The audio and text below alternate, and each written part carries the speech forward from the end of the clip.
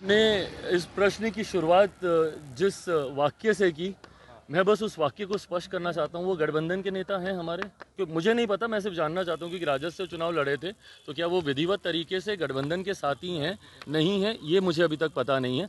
अगर हैं तो गठबंधन के भीतर रहकर ये बातें उचित नहीं है।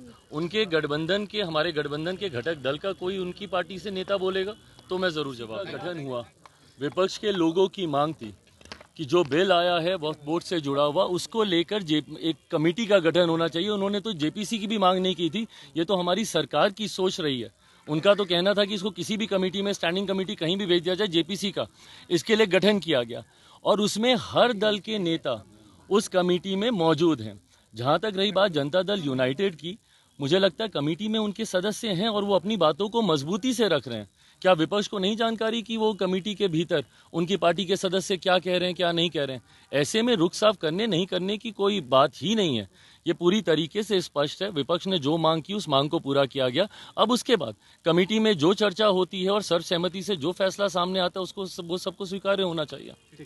पासवान केंद्र में मंत्री एनडीए में हैं, फिर भी इतना बड़ा सवाल क्यों उठ रहा है कि वो एनडीए में नहीं है? तो वो कहीं जा रहे हैं, कहीं नहीं जा रहे हैं, ये सवाल तो आपका भी सवाल है। ये तो हमने सवाल किया है, ये सवाल प्रेस वालों का भी है, ये सवाल एनडीए में बिहार में रहने वाले हर एक लोगों का सवाल है। ये सवाल मांझी जी का सवाल है जो हमने किया है। तो क्या क्लियरफाई उनको करना चाहिए? क्लैरिफाई कीजिए आप किसके साथ हैं, किसके साथ नहीं हैं।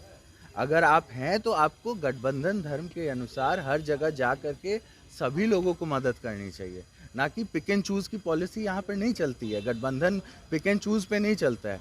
मर्दों की तरह गठबंधन होता है कि या फिर हम इस पार हैं या उस पार हैं। शिवहर भी नहीं गए? शिवहर भी नहीं गए। 3 बार आप लोगों ने बुलाया? 3 बार टाइम दिया गया। जी। बुलाया तो ऑब्वियस सी बात है, गठबंधन में तो बुलाएंगे ही, लेकिन 3 बार समय दे दिया गया, उसके बाद नहीं आए। ये बड़ा सवाल है। क्या चाहते हैं आप, मैंने क्या करें? अब तो चिराग पासवान जी को सोचना चाहिए कि वो क्या चाहते हैं। अगर गठबंधन में हैं तो सबके साथ मिलके चले तो हम स्वागत करते हैं उनका। हाँ। अगर गठबंधन में नहीं है तो वो भी स्पष्ट कर दें कि हाँ, किसी को मदद नहीं करेंगे।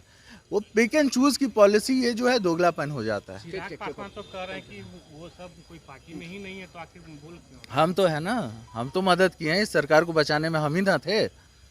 हम प्रश्न उठा रहे हैं। हमारी माँ का चुनाव था, वो भी तो गठबंधन में है, उधर क्यों नहीं गए? मांझी जी तो हैं, उनके चुनाव में क्यों नहीं गए? आरजेडी के विधायक कह रहे हैं कि वो बड़े नेता है, उनका कार्यक्रम कहीं और लगा होगा जिसके कारण नहीं गए। अब वो आरजेडी वाले लोग थोड़े जो बोल रहे हैं उनका विषय है, हमसे हमारी